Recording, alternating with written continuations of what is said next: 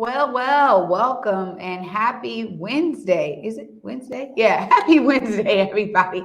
Welcome to the Morning Update Show. I am your co-host, Trey Holiday, and you guys know we do this as a team. Let's go ahead and get into the why. What's up, Big O? Happy Wednesday, my friend. Happy Wednesday, Trey Holiday, and what's turned out to be a real big news week again. Yeah, there we go. Hey, want to welcome everybody to the Morning Update Show and remind you this is a great opportunity right now to tag and share the stream. Go ahead and share the Morning Update Show with people that you feel could appreciate culturally relevant news and information emanating here from the Emerald City.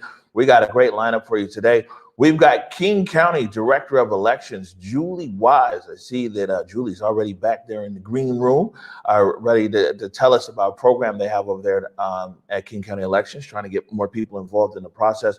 We also have Marcus Harrison Green, the South Seattle Emerald, who's going to be joining us, and Marcus is going to be talking about kinship caretakers. That's when Big Mama and them are taking care of a child and the problems that they're having trying to access resources. We're going to go through a few headlines here real quick before we get to Director Wise of King County Elections. This is big news happening right now. Lumen Field Event Center opens Saturday. It's huge COVID-19 vaccination clinic. And here's how it works. This is by David Gutman over there at the Seattle Times. And basically the event center there, I think, what we used to call it back in the day, the WAMU Center. Yeah, WAMU. That's how you know you old school. Like WAMU don't even exist no more. It's not. So basically they're opening up a mass vaccination site there at right there at Lumen Field at the event center. And initially, they're saying that they're going to be able to do a few thousand. It's going to start on Saturday, supply 2,100 people the first day. They look to go up to 4,000 to 5,000 doses of vaccine a week. And ultimately, once more vaccine becomes readily available, hundreds of millions of doses are expected nationwide. And they said they'll be able to vaccinate 22,000 people a day. And so in the last hour, Mayor Durkin, County Executive Constantine, and all these other people just had a press conference over at Lumen Field. So this is big news at a very big space to be able to give vaccinations. Yeah, a lot of these vaccination clinics have been happening in open fields, in parks, going into large parking lots. I mean, they want to be able to set up their tents, set up their vans. They have these trucks that they have the supplies on. So Lumen Field is a great space for this. Oh, yeah, it is. All right, moving along. An announcement kind of leaked out yesterday on Twitter. Somebody was on the I think the Democracy Dollar website, and they saw that Nikkita Oliver's name was on there. So the news kind of came out last night. Nikkita Oliver officially announced that they are running for District 9. That's the seat currently held by Council President Lorena Gonzalez. That's a citywide seat. Here's the video that Nikkita Oliver released. Pay homage to the Duwamish, Suquamish, and the tribes upon whose lands and waterways we traverse. I cannot claim this land, but here I find home, so I pay real rent. A rising tide may lift all boats, but we ain't all got boats to catch the ride. So we fight, not to get swept away by the riptides. We demand repair and reparations, native sovereignty and black liberation. Together, all oppressed peoples, we change our situation, letting go of all that weighs us down, that we might fly beyond prisons and police. No more loved ones living on the streets. We stop in all the sweeps. People over profit becomes our beliefs. Everyone's essential. Good food, clean water is always in reach. Health is wealth and everyone deserves it. When we sow better, then better is what we reap. And we will write the story of how the I became we, the we became free, and how it came to be this Emerald City by the sea.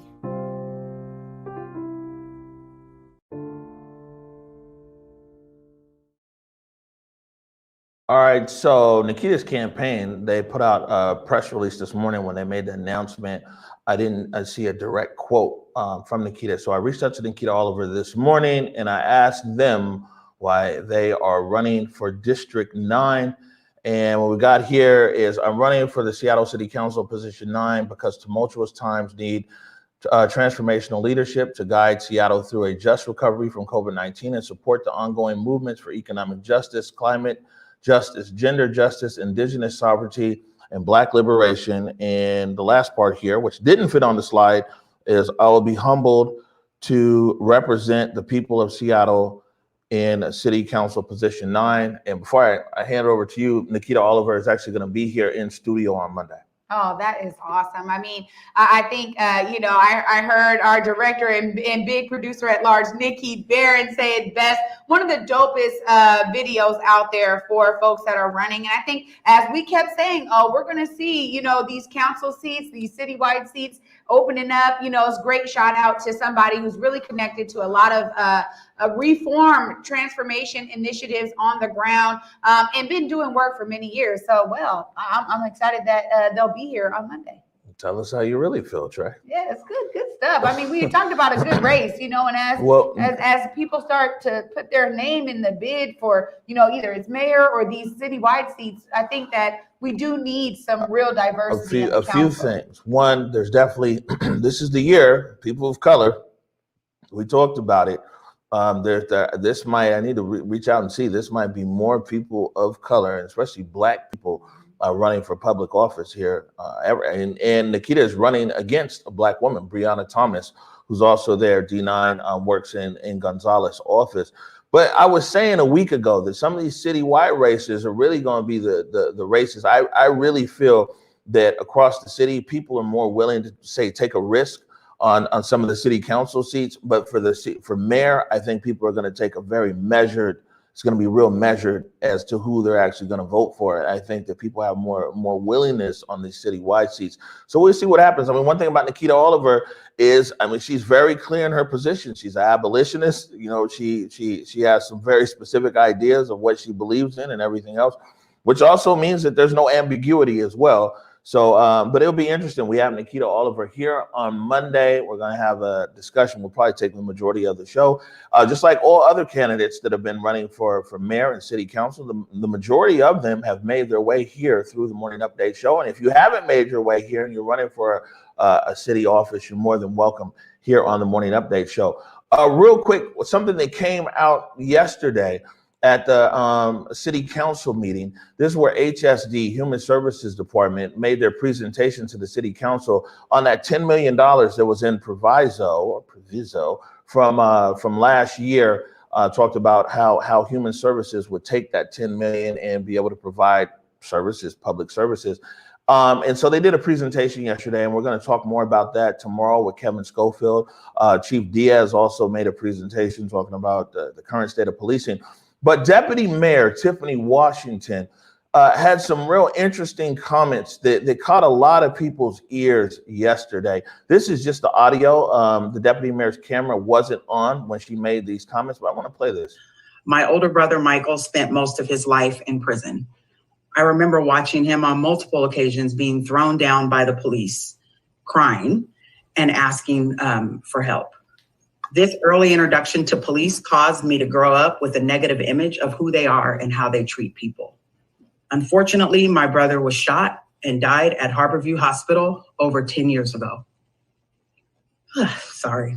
With this history in mind, please know that I care deeply about this subject matter and agree that it is necessary to pour resources into communities of color to start repairing the harm done. With that said, the budget adds this year are only the beginning. We will not see significant changes for decades as the community immune system is strengthened. What this funding will not do is result in instant community safety. You will see this theme reflected in the community engagement conducted by HSD. No one is saying that they believe that they can replace a police function. What they are saying is that they believe they have an important role in ensuring that their communities are safe and thriving. Black people were enslaved for over 400 years, and we cannot be expected to get better in a year or two, as there is a lot of repair needed. Reducing the police budget to invest in communities this year will not result in immediate change. I have to say that again. When I call the police for help, and I'm a Black woman, I have an expectation that someone will come to assist me in a reasonable amount of time. This is not our current reality in the city right now. As you will see in the presentation that you have next by SPD, our citizens aren't feeling safe and supported. Our police force is short-staffed, and that has impacted their ability to respond. Yes, the institution of policing was created to keep white people in power. It needs to be rebuilt, But in the interim, as public servants, we are responsible to ensure that all Seattle residents feel safe and supported. Let us invest in communities of color for the long term, address institutional racism and white supremacy within SPD, and let us do this apart from political grandstanding. This is the commitment that I and the mayor have, and hope you will join us. Thank you. I'll pass it over to Director Howell. All right, Deputy Mayor Tiffany Washington yesterday at the City Council meeting, and a real interesting perspective. Someone who clearly works in the mayor's office as deputy mayor, but talked about her lived experience, about her brother's interaction with the police, how her brother was murdered, her feeling of safety as a Black woman dealing with police here, but also said that what she feels is there's no instant fix, but that this process of fixing the system, so to speak, is going to take some time. And she also called out the history of policing and was real clear about that. I mean, it's real different kind of messaging coming out of the executive branch.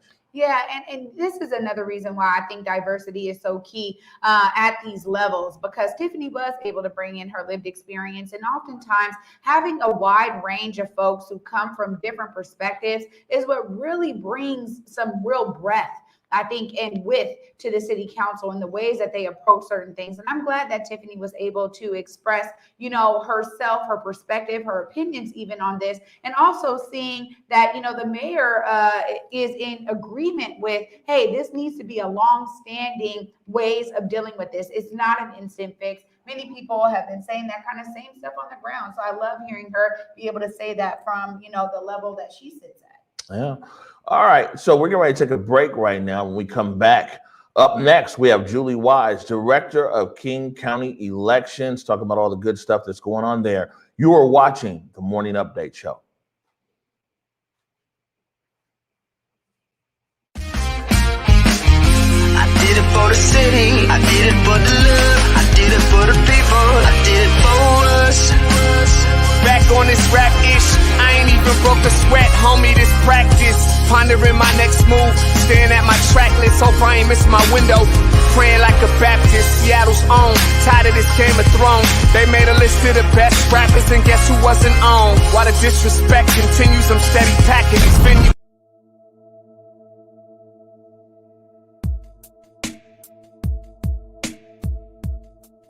Converge Media produces culturally relevant content for Black and urban audiences.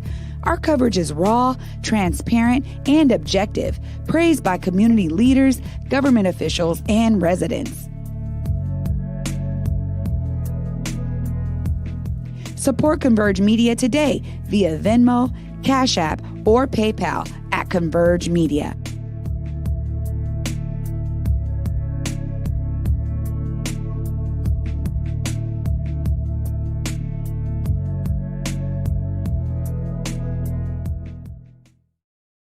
All right, welcome back to the Morning Update Show. My name is Omari Salisbury. I'm Trey Holiday.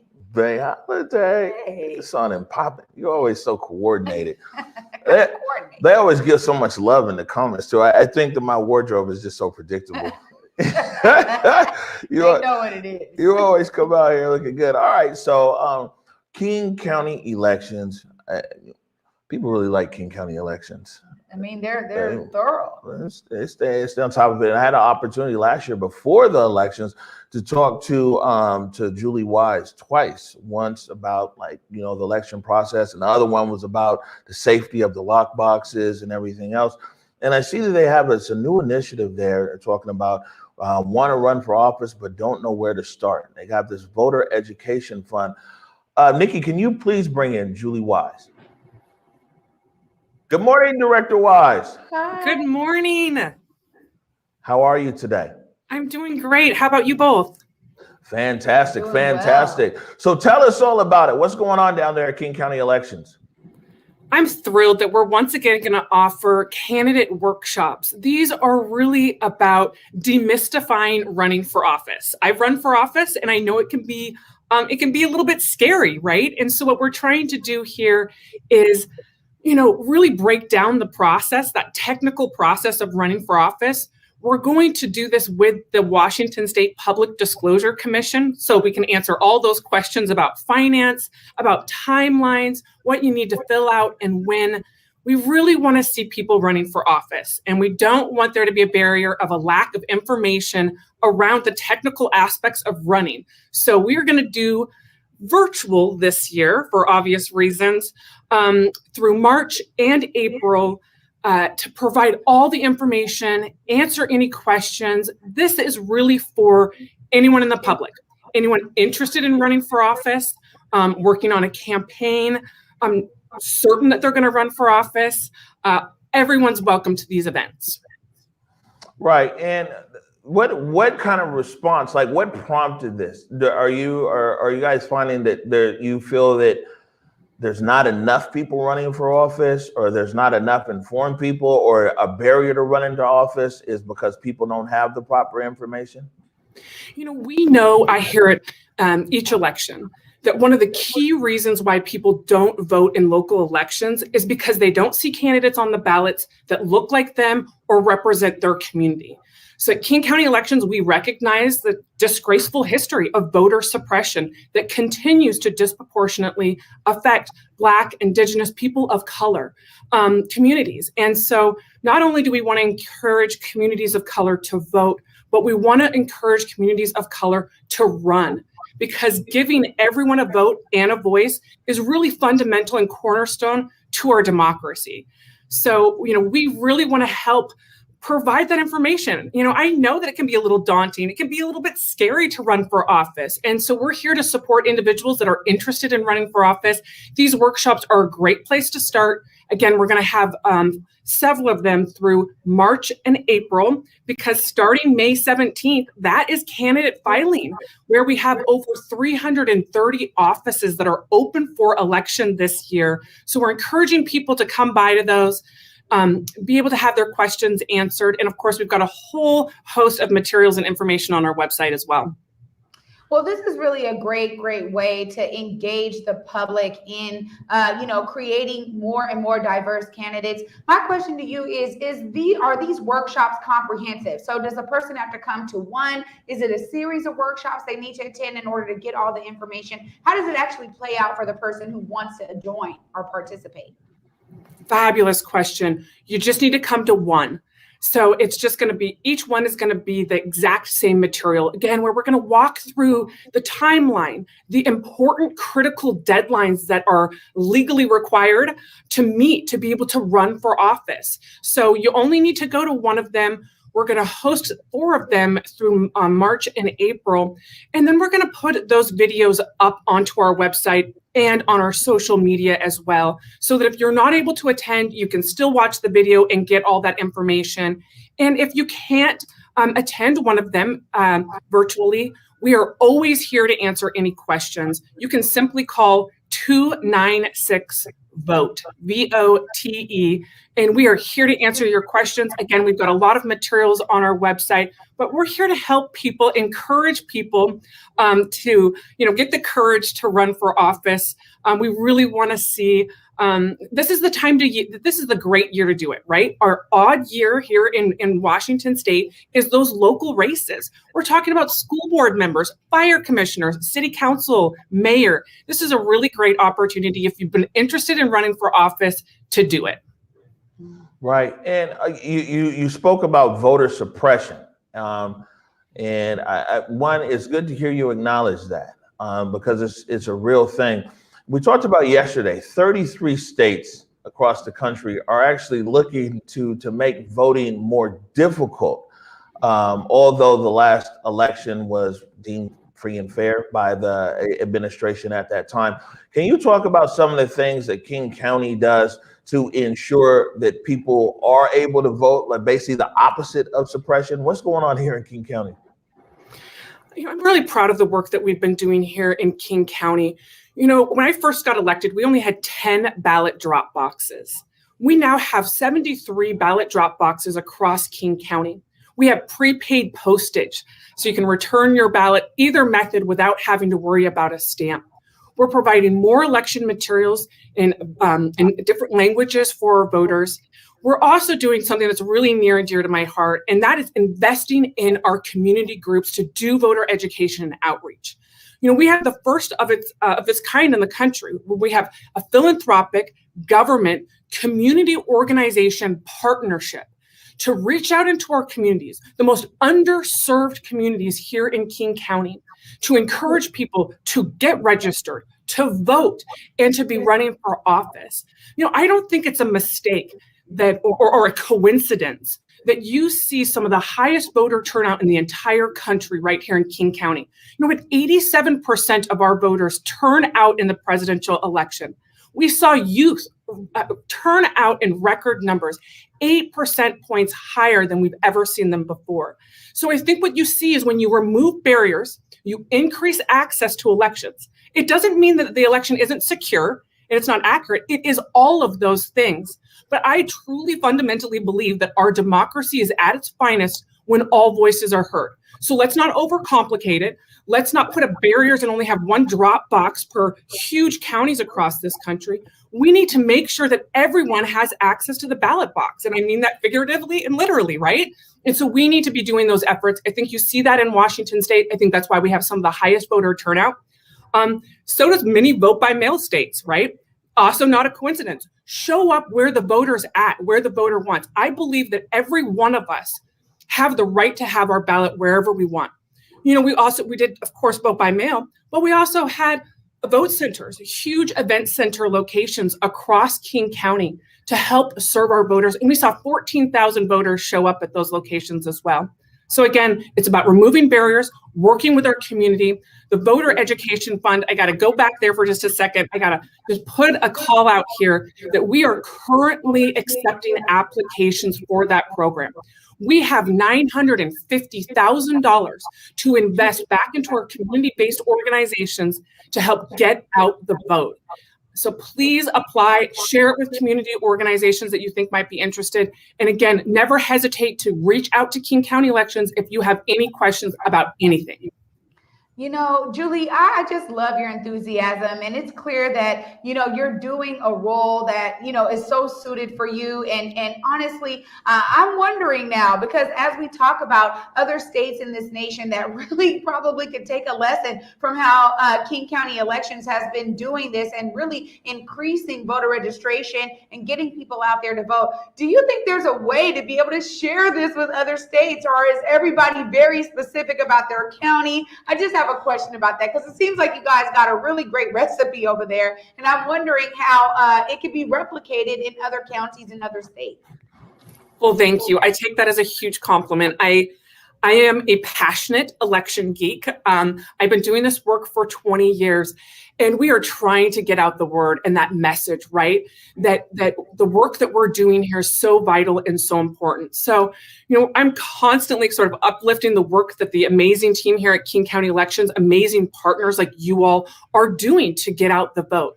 So I do have to say, I'm really proud that Voter Education Fund was just recognized by the United States Elections Assistance Commission for top innovation throughout the country.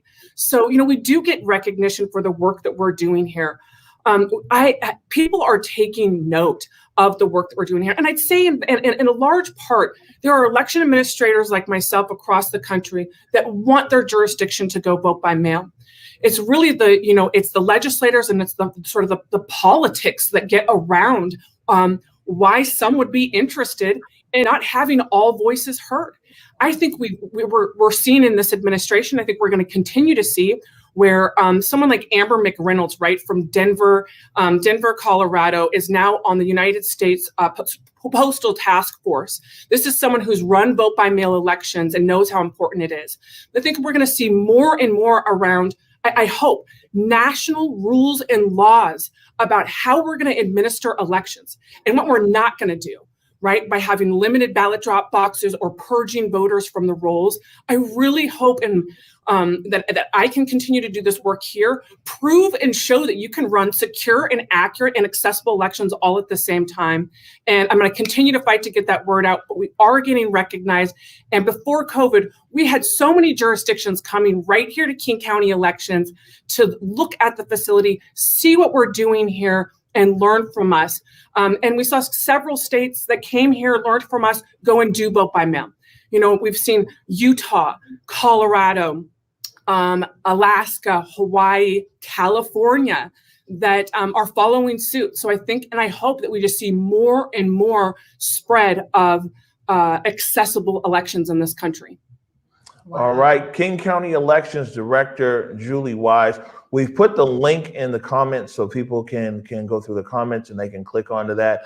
And yeah, it's always, I think that one of the biggest reasons King County Elections is so successful year after year is the effort and the passion that you put in it. And it's contagious to the staff over there at King County Elections. And feel free to drop in and update us anytime, okay? Awesome, will do. Thank you so much for having me. It's always great to be with you. All right. Thank you. Congratulations too on the national recognition. That's huge. Great job, guys. Thank you.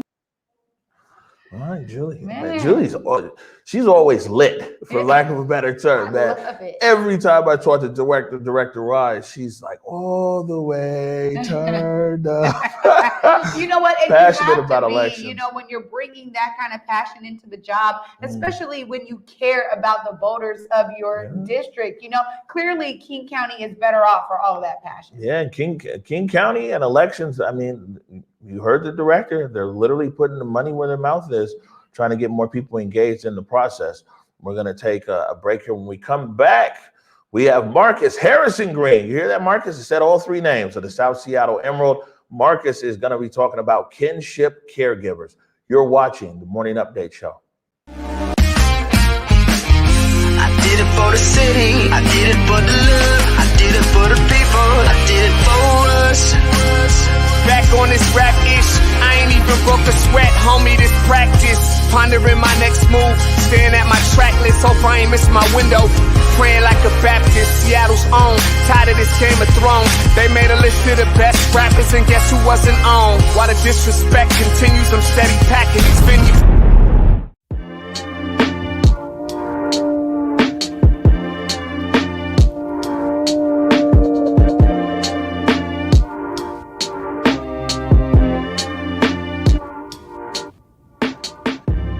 Converge Media produces culturally relevant content for Black and urban audiences. Our coverage is raw, transparent, and objective, praised by community leaders, government officials, and residents.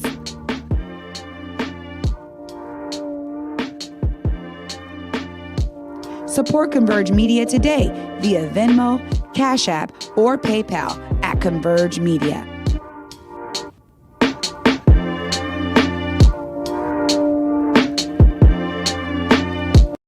Cheap, by the way.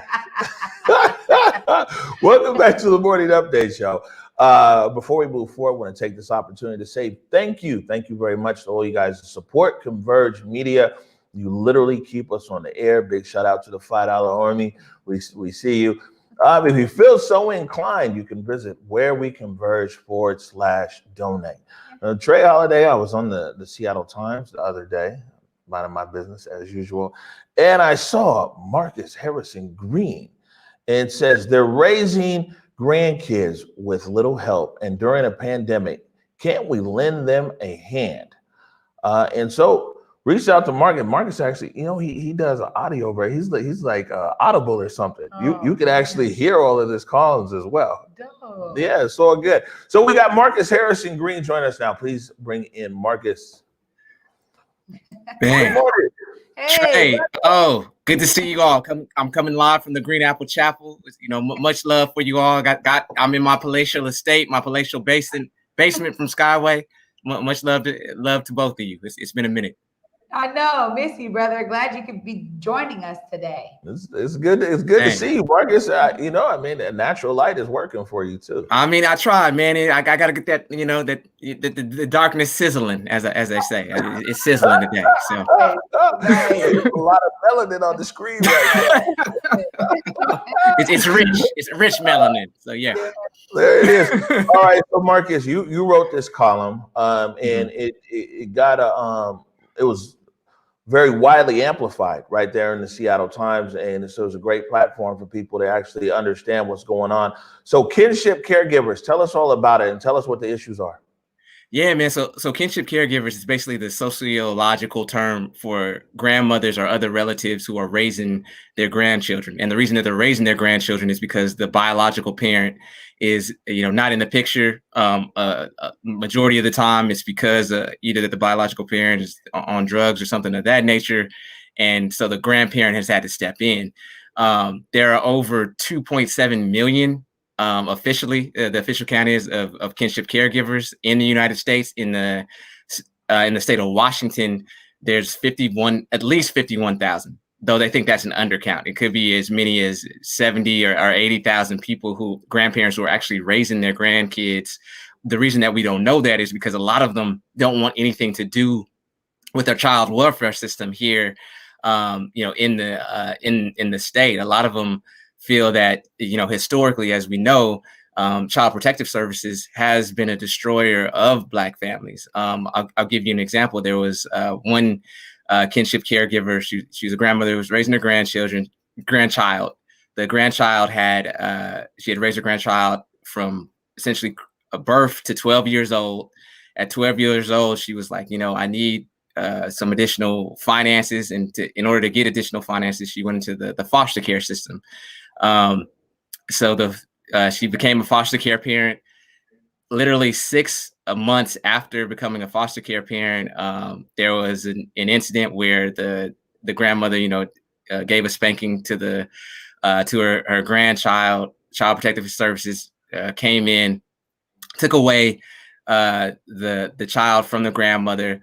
And not only did they take away her grandchild, but they placed her with a family who went to the same church as the grandmother. And so, imagine that from the grandmother. You're seeing this child that you've raised from, birth to 12 years old every single Sunday in church. And yet, right, you can't necessarily have, any real contact with this person, with your child who you've raised. I mean, that does psychological damage to you, does psychological damage to the child. And then it also just, quite frankly, just illuminates the fact that we have a 2-tiered child welfare system in this state. And I mean, we have it across the country, but specifically definitely in Washington, where you have a foster care system, which is predominantly white families, versus this sort of informal system where you have largely grandmothers, largely folks of color, specifically largely Black people, who are raising their grandchildren without, with basically no financial resources. If you are a foster care parent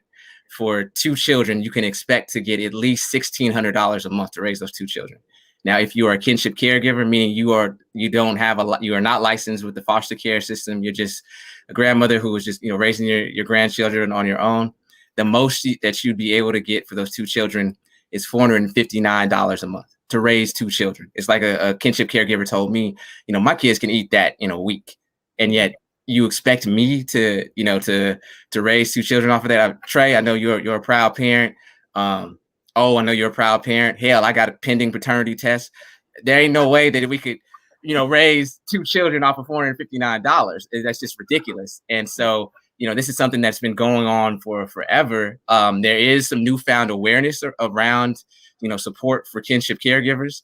And to be real with you, to just be straight blunt with you, the only reason that many people think that is because with the opiate, crisis affecting so many white families, right?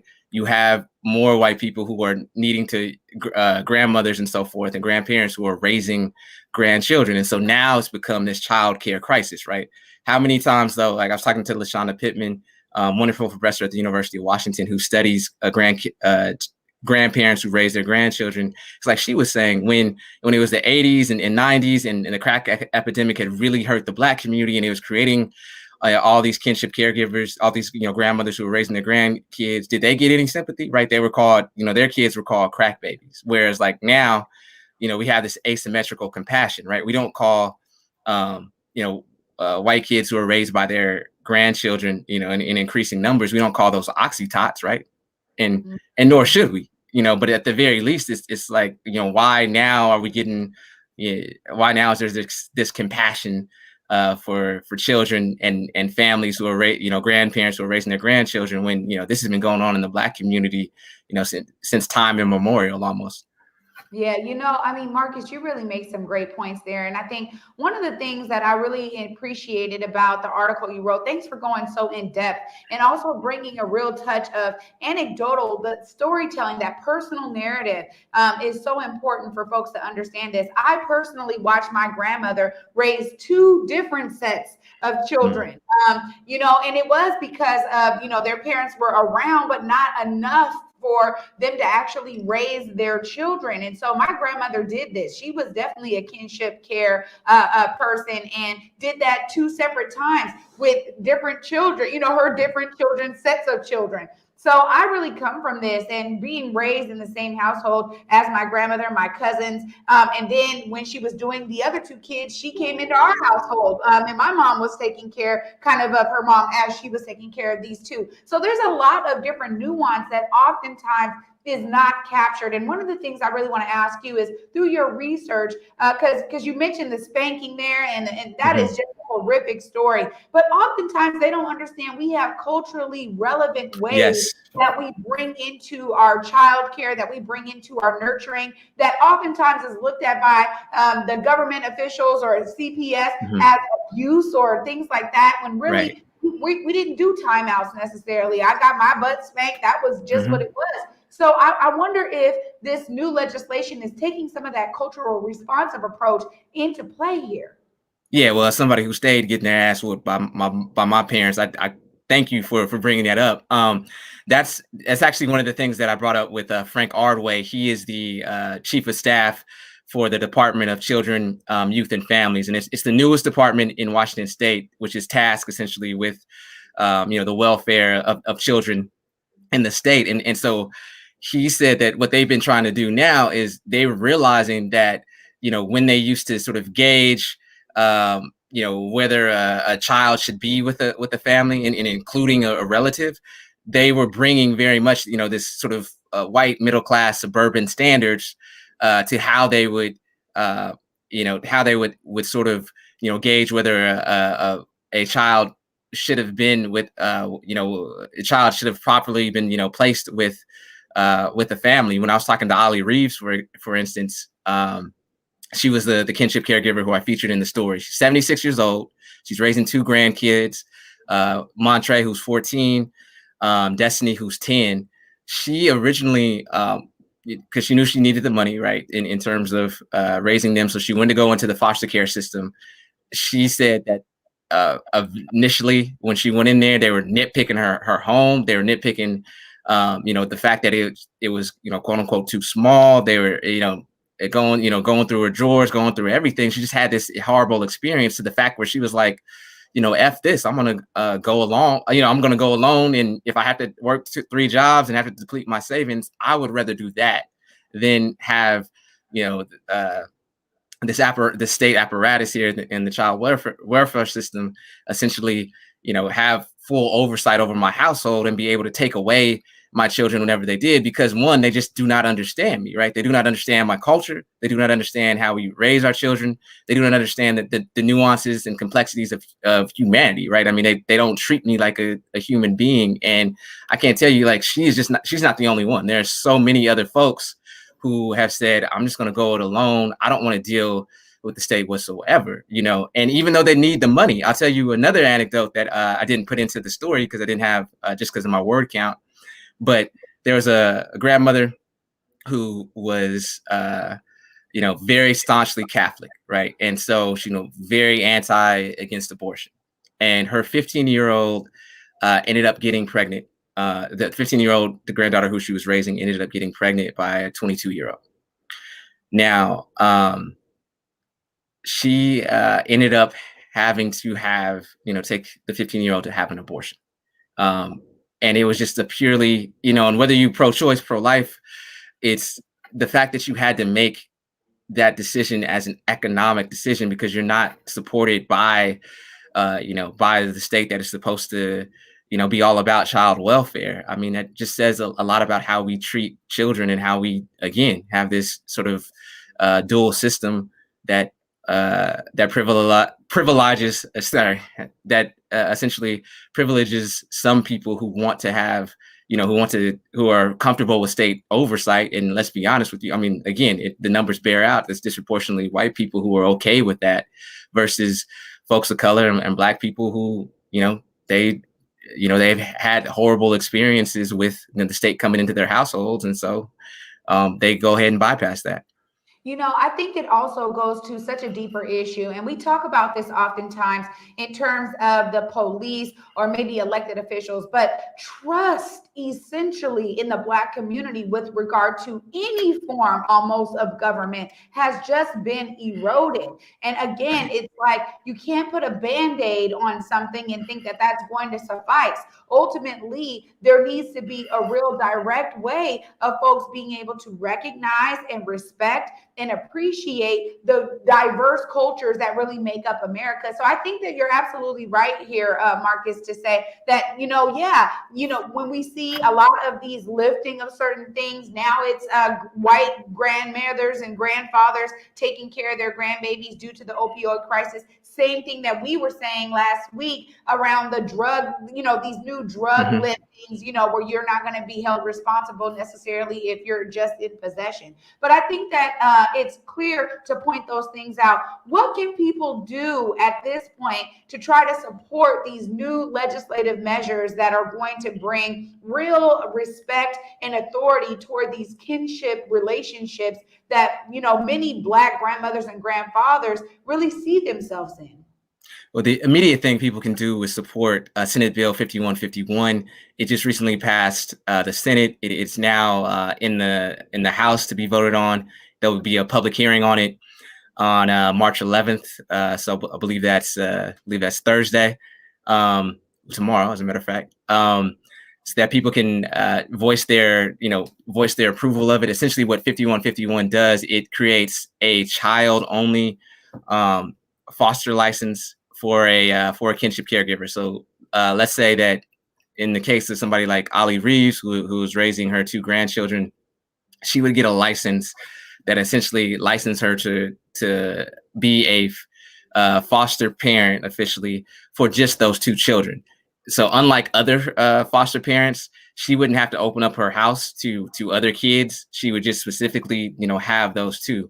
The importance of being licensed is that then allows her to have access and to be eligible for that higher amount that foster care parents get, as opposed to kinship caregivers. So, I mean, that would be the immediate thing. I think for me, though, to be honest with you, there are still a lot of kinship caregivers who, even with that license pass, if it does pass, they still don't want to mess with the state, right? I mean, because it's still like, I still don't trust you. So I think the advocacy would be, the main advocacy, I think, would still be to talk to our legislators and get parity with kinship caregivers. And I'll say it like this: Washington State is one of only 4 states in the entire country that does not have parity between what they give to kinship caregivers versus what they give to foster parents. And if we're quote unquote this progressive state who looks after and takes care of our own. In the union, they just said yesterday that we're the best state in America 2 years in a row. I would like to see the metric, but anyhow, I guess it depends on who you ask. If you're a 76-year-old raising 2 children, in your home alone with yourself over in South Seattle, you probably wouldn't think that. There's room for improvement, definitely. Marcus, thank you so much for being here, for bringing light to this issue. And really, thank you for diving deep in your article there in the Seattle Times. Great work, my friend. I'm glad you could bring it to light right here on our set. Much love to you both. Always a pleasure to be here. Hope we can do it again soon. Awesome. All right. Thanks, Marcus. Bye. Bye.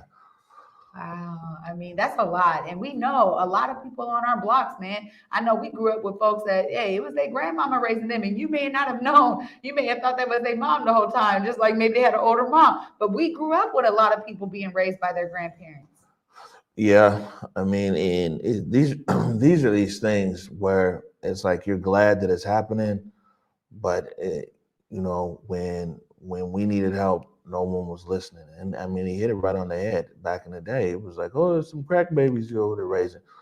Now that these things are impacting white people, I mean, just got to be honest that we see so many changes that are happening, so many changes in laws, so many changes in social services, so many changes in access to services, to where, years ago, the answer for the Black community was just basically lock everybody up. And now we see these services. It's good to see these things occurring. And we'll see what happens with this kinship caregiver. Yeah, there we go. Something to follow. All right, we're going to take a quick break right now. When we come back, we've got another segment for my discussion with the people up there, Seattle Vocational Institute, SVI. You're watching the Morning Update Show. I did it for the city, I did it for the love, I did it for the people, I did it for us. Back on this rap-ish, I ain't even broke a sweat, homie, this practice. Pondering my next move, staring at my track list, hope I ain't miss my window. Praying like a Baptist, Seattle's own, tired of this Game of Thrones. They made a list of the best rappers and guess who wasn't on? While the disrespect continues, I'm steady packing these venues.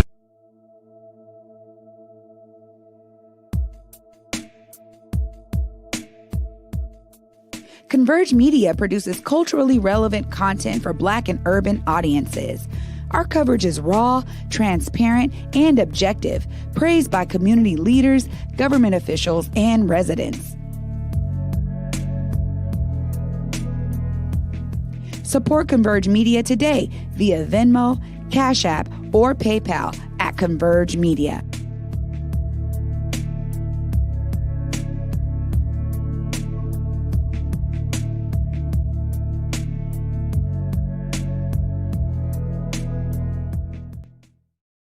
All right, welcome back to the Morning Update Show. Got another segment here from the conversation that I had up at Seattle Vocational Institute and the CDC PDA in their efforts there to be able to find the funds. $26 million is required there to bring SBI back up to code for it to be an habitable, useful building. Haven't been able to use the building in going on 2 years now. And this conversation today, I talked to John Collins III, who's now a labor union organizer, but he tells a story, early on, I guess he would call it a troubled youth. And he found his way and his direction there while he was at SBI, went into one of the construction apprenticeship programs, and now he's a labor leader. When I was in high school, I did an internship. So I went to a apprenticeship for the labor's union. This was the only location where vocational, where you can take a 6-month or a 9-month course. So like all my connections and everything started right here. And this is, historically known as a place where you can come and get training to start a career and actually excel in life. It's a starter kit to any career that you wanted to get into. Even from the beginning, because they have the GED classes. And then not only just getting your GED, you can go upstairs and they also had a daycare. It's you can get all the different services that you need in one location. How do you think the community has been impacted with, I guess you would say, the decline of SBI? Well, it impacted the community in a major way, the simple fact that a lot of folks can't afford to live in this area without some type of assistance or housing. So now you want to get certain type of training, you're going to have to go to North Seattle, you're going to have to go downtown Seattle, or you're going to have to go to a whole new city. What's your vision of what SBI can be with proper investment? With proper investment, I see SBI as a place of business where small business and entrepreneurs can come in and actually have Black and minority businesses and woman-owned businesses right here. If there was an individual who could invest, they can impact a lot of lives. Investing right here, investing back into a community that was, has been devastated and has been taken. This SBI project is a collaboration with a committee, some really strong-minded individuals, like-minded individuals, and we're pushing hard. We're pushing hard for what's right. John Collins III right there. SBI has a lot of success stories. Yeah, and John Collins, just a solid brother. I mean, the fact that his own personal story has ties to SBI is no real surprise for me. He's been, really an advocate as somebody in the community that really took, all right, let me learn something and let me bring that knowledge back to the community. And I really appreciate that. I think one of the things he really said there that struck me reminds me of the design cipher that we had around SBI, bringing the community in to actually imagine what that space could be. And he's absolutely right in terms of bringing in Black-owned businesses, minority-owned businesses, women-owned businesses, and allowing that to be a real hub for folks. And also thinking about the ways that we can connect a lot of programming to youth, what it is they love, fashion, music, creating TV shows and things like that. I mean, for that design cipher, he's talking about it right there. It's absolutely on point. Yeah, definitely. Tomorrow, it's my conversation with Gerald Bradford up there at SBI. So it's been this whole week, I think, has been a good, insightful look directly from people impacted by Seattle Vocational Institute. And we'll see what happens. $26 million.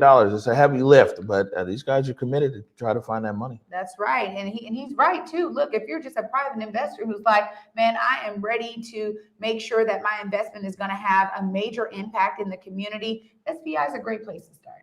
All right, good stuff. All right, we're getting ready to get out of here. A few programming notes tonight at 6:15. The coronavirus update show, myself and producer Nikki Barron.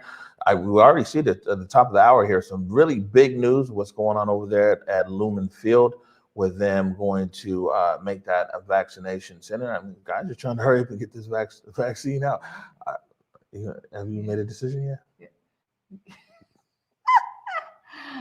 Next. Okay, next. We'll keep it moving. I haven't made a decision yet. In that case, Trey Holiday, any last words before we get out of here? Man, I'm just saying, I got to say, I'm enjoying these peaks of sun. Me and some of the Converge crew, Eric, Calligraphy, and Jake, we got to get out there and hit the market up yesterday. So it was just very nice. I just am encouraging people. A lot of folks been cooped up in their homes with COVID. Man, get out while the sun is out there. Enjoy a nice brisk walk. You know what I mean? It's awesome. I'm here for it. Enjoy a walk. I agree. Reminder tomorrow as well. Tomorrow at 7 p.m. We're joined by Julia Jesse and Mike Davis for another episode of Clapback Culture. And also tomorrow during the morning update show, I think we'll have Besa. There's another Rewind with Besa that's airing this Saturday.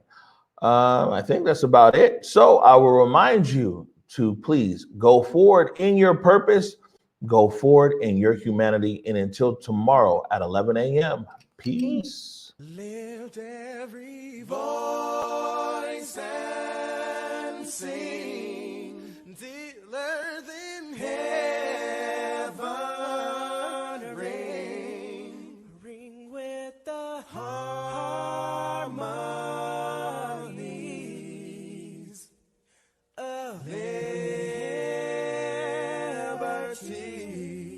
Let our rejoicing rise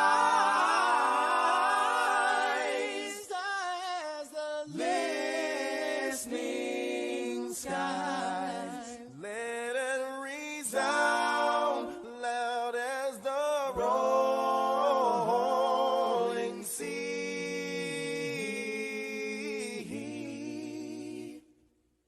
Sing a song full of the faith that the dark past has taught us. Sing a song full of the hope that the present has brought us.